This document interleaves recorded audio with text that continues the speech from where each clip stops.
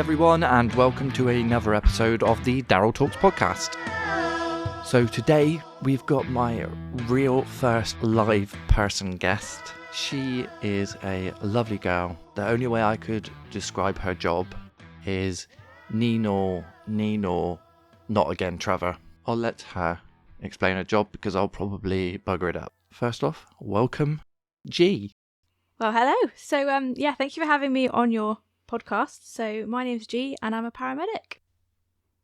Thank you, G. So, before we get into the nitty-gritty, shitty, poopy, up the arsey questions, I just want to do a few icebreaker. But icebreaker, I went well Cornish then.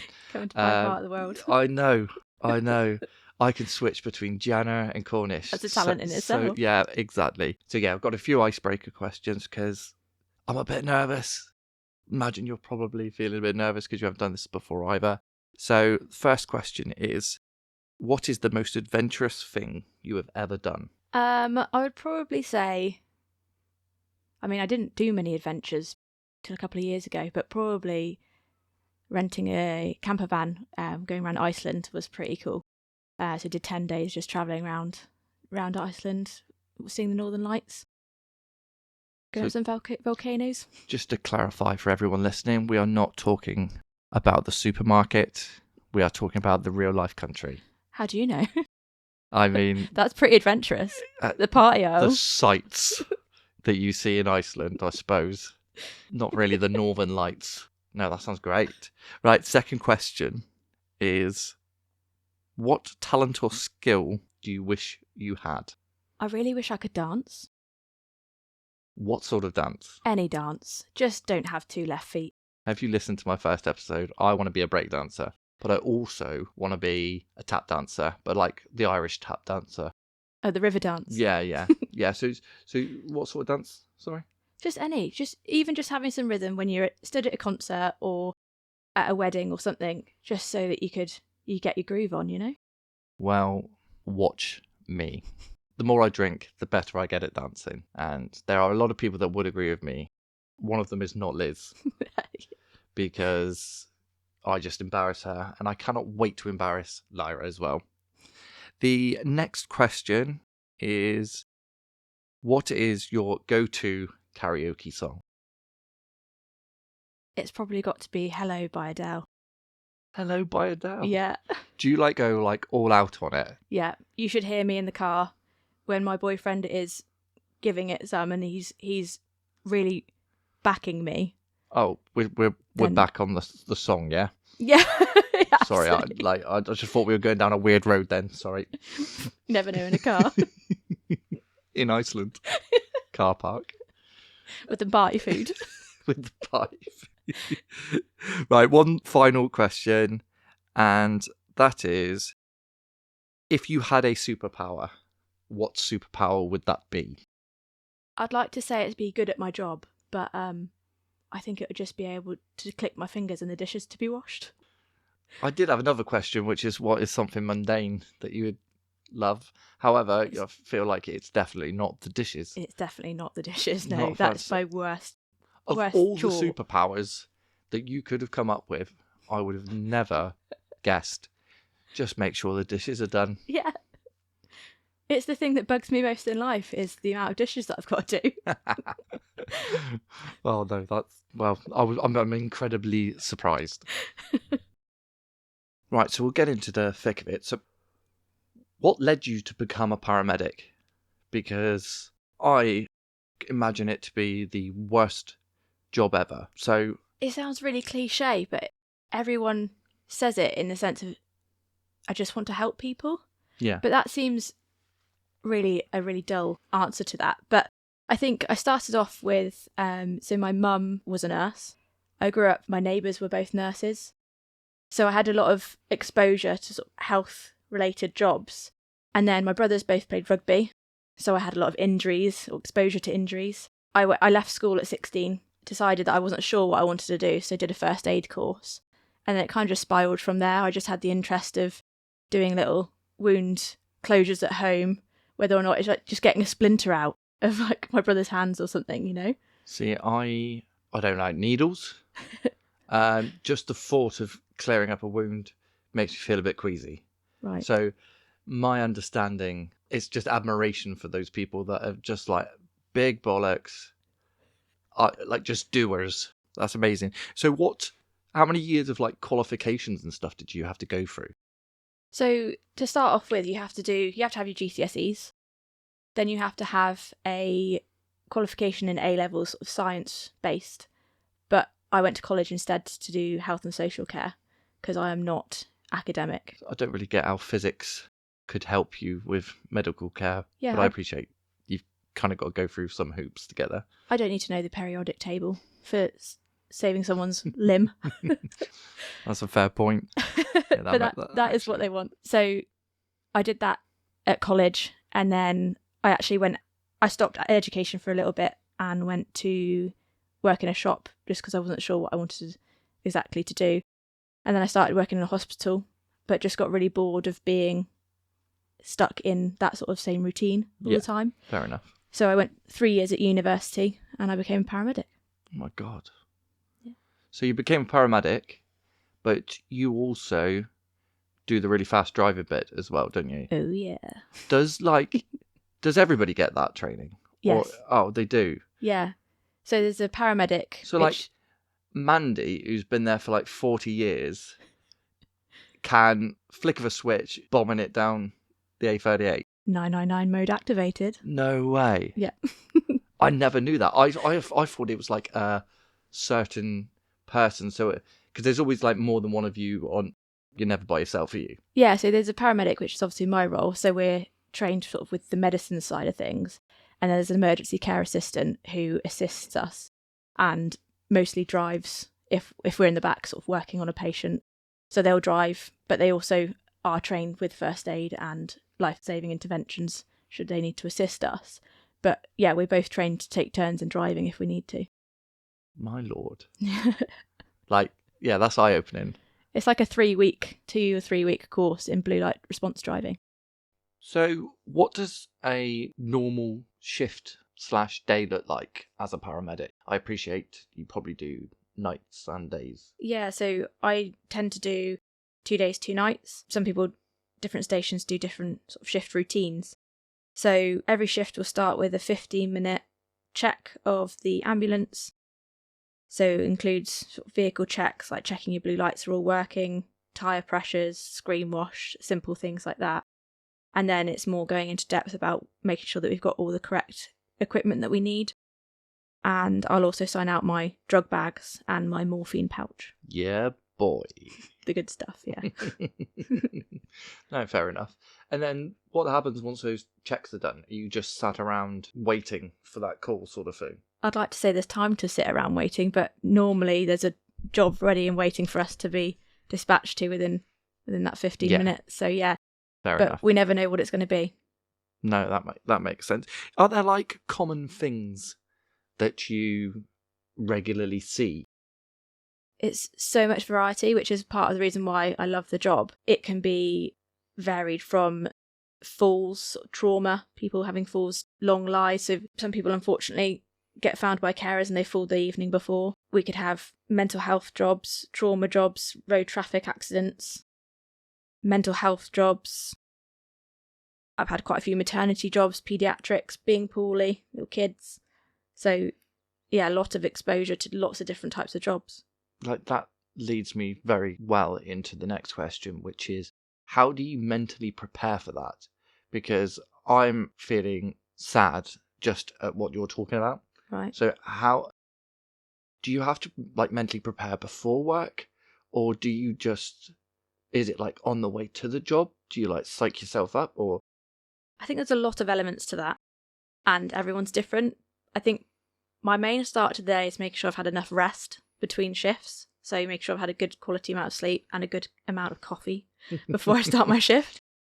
And then you get a certain amount of details come through when you're allocated to a job. Those details are crucial for kind of prepping to know what we can prepare for. So we've got a little pocketbook of guidance, guidelines, drugs that we can give for that certain case. So a lot of it is prepping on the way to a job, but also having that sort of background knowledge that we were taught in our training. Yeah, I was going to ask, is it training or is it a mixture of training and experience? Yeah, definitely both. Because do like the newbies, like, do you ever have newbies on your shift? Yeah. Does it take you back to when you were like new Gosh, and yeah. crapping yourself? And Absolute terrifying. Yeah, like you've got, so during uni, you obviously have your placements. So you have some exposure over those 3 years to different jobs. But that doesn't necessarily mean that you're going to get a maternity job in that 3 years. I hadn't had much exposure to sort of trauma in my 3 years on the road in my placement in my student years. And then, yeah, one of the first sort of weeks out, you're just guaranteed to have that job that you've never had before, and you're dealing with it predominantly on your own. That's crazy.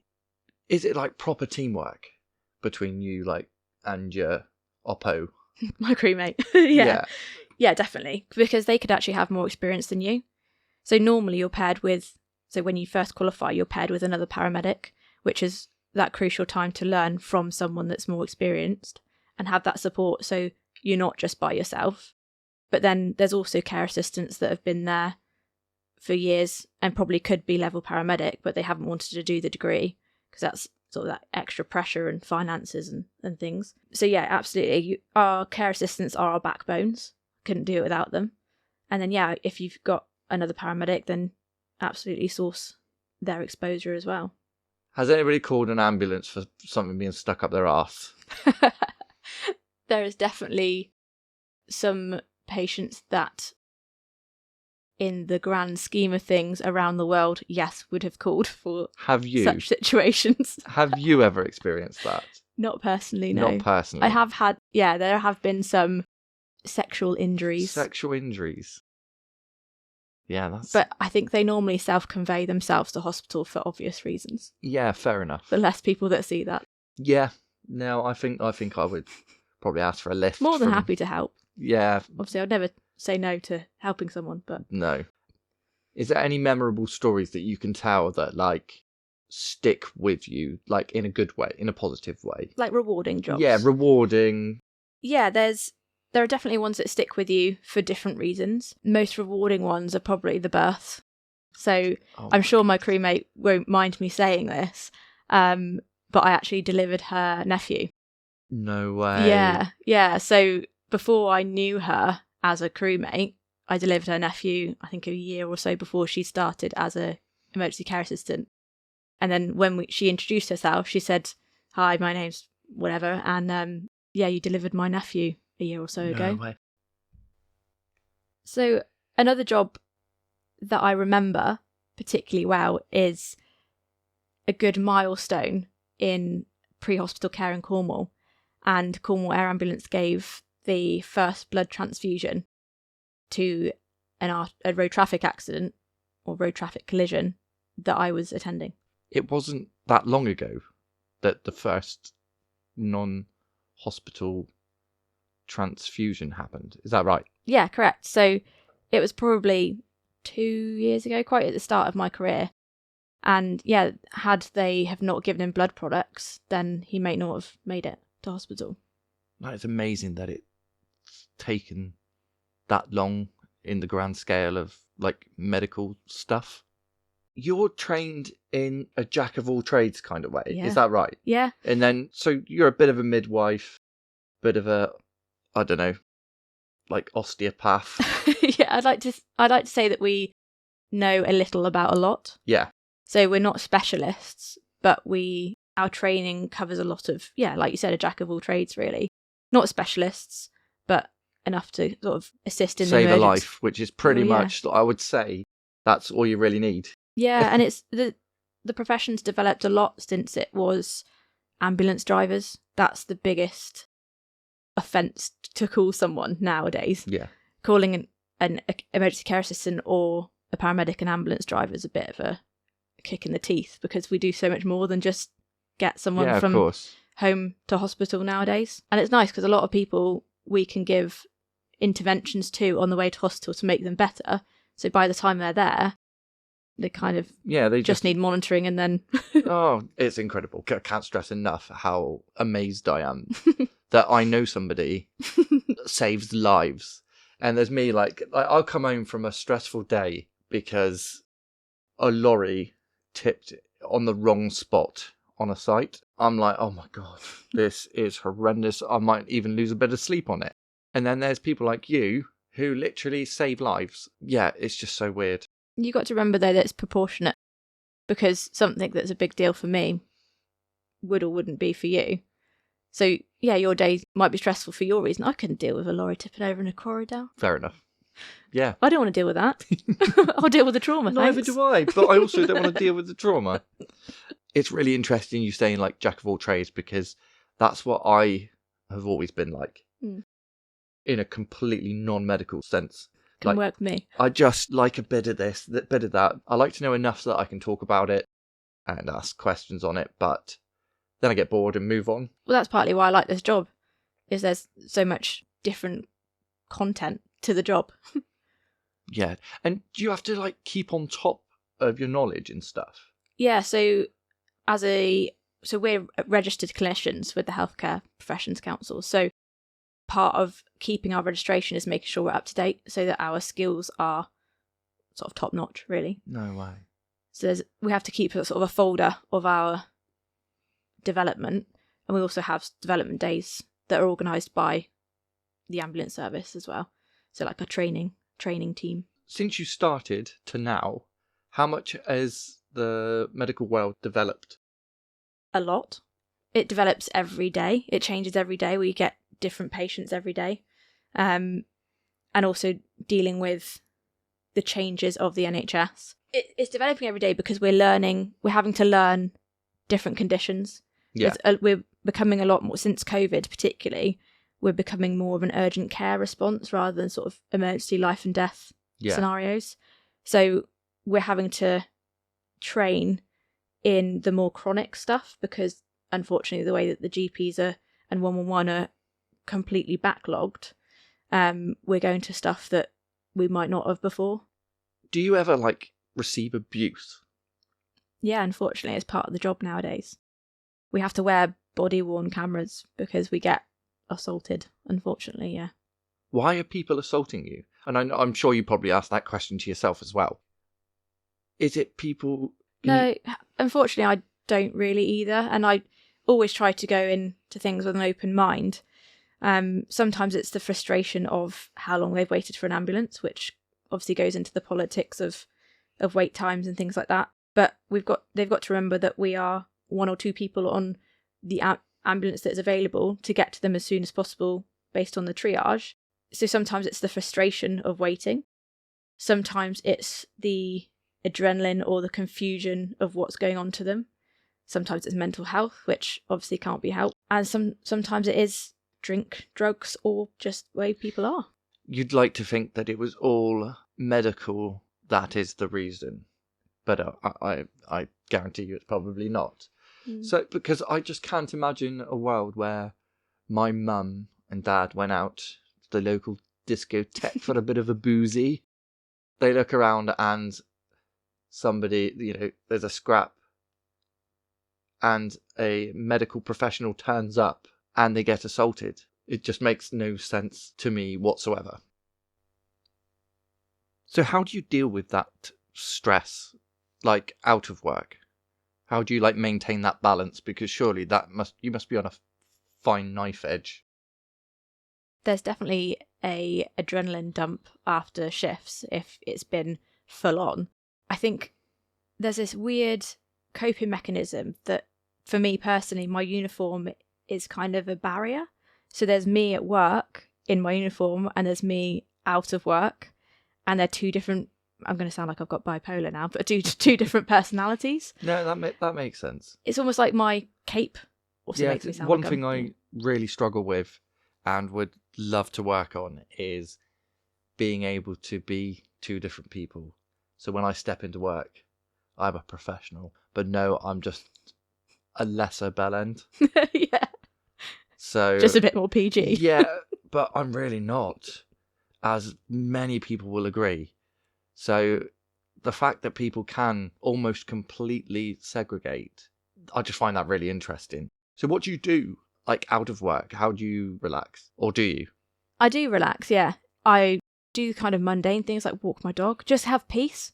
because my mind is going so quickly on these fast-paced jobs that I just need to slow it all down. Simple things like going out with my dog, seeing my family, and that's a great support network as well, is people that kind of understand what I can do, that can kind of debrief. Like a lot of my friends, because we do shift work, are my colleagues. So hanging out with them that can understand what we go through and the importance of that work-life balance is vital, really. Yeah, I suppose that support network bit, it almost applies to everything, but more so in your profession. So when rock stars have like massive gigs, all this adrenaline, what do you call it, like a adrenaline rush, and then can't match that out of the gigs and stuff, so they turn to like drugs and have to try and keep up that level. Is there any similarity in your profession? Don't do drugs, kids. I cannot stress enough, please do not do drugs. I know the effects of drugs. I know what you mean. It's difficult to calm down after buzzing shifts, but I guess some of the sports that I do, so I like climbing in my spare time, so that kind of gives me the same buzz of, I guess, danger or adrenaline, with having to think on my toes, and if I don't do this correctly, then something negative could happen. So I guess I do relate to that in a kind of way, but in a very moderated way. Yeah. Yeah. Well, I don't know. Yeah, why don't they just climb? Yeah, I don't know. Rock stars, start climbing. You heard it from a paramedic. So is there like a next step for you in your profession? Is there something that you want to do more of, or? So the paramedic career has progressed a lot since it first began. So 1971 was actually when paramedics first became a thing, before we were just ambulance drivers. Someone's read a book. Oh yeah, there you go. And then it's developing so much now that we have all these different qualifications and can do so many more skills, and it's constantly progressing. So there's jobs this year that weren't available last year.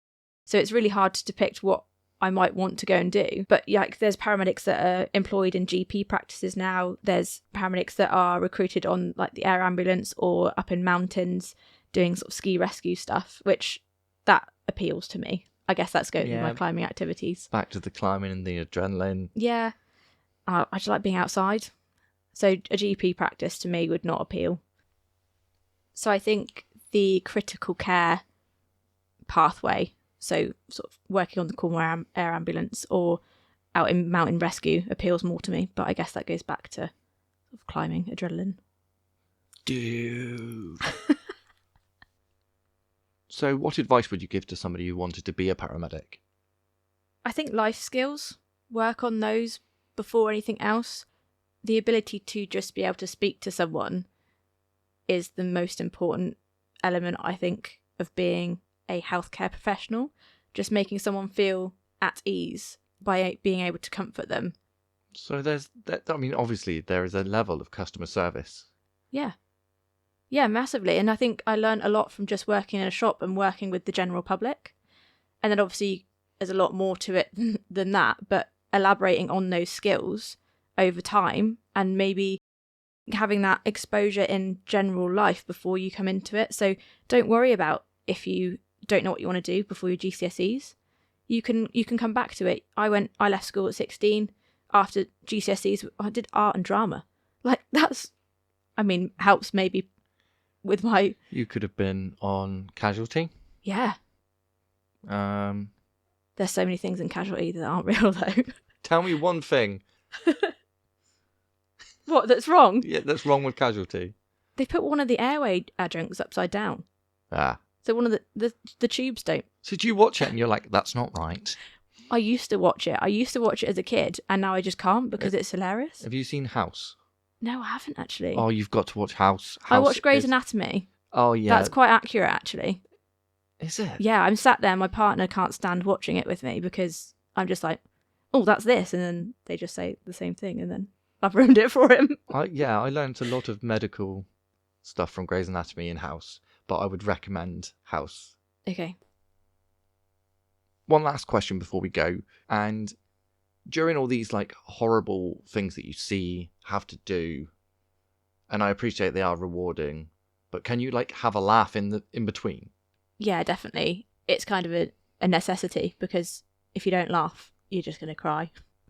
Yeah, that's my like key defense mechanism, is making jokes. Yeah, that dark humour. At terrible times. So like Marley and Me, I would make a dead dog joke. Sorry, spoiler alert. God, yeah. I might have to cut that, but we'll see. We'll see. So yeah, so how do you have a laugh? Is it just mucking around in between? Yeah, it's weird. It's just that I guess you just debrief from the job if it's a sad one, and then just very quickly move on, or just crack a joke. I thought you were going to say a beer then. Crack a beer, yeah. You definitely can't keep that in. Maybe after shift. Yeah, fair. Yes, when there's nobody injured around. Well, G, thank you so much, and I really appreciate you taking the time to sit with me and have a chat. It has been fantastic, and I really hope you've enjoyed yourself. Oh, thank you so much for having me. It's been a pleasure.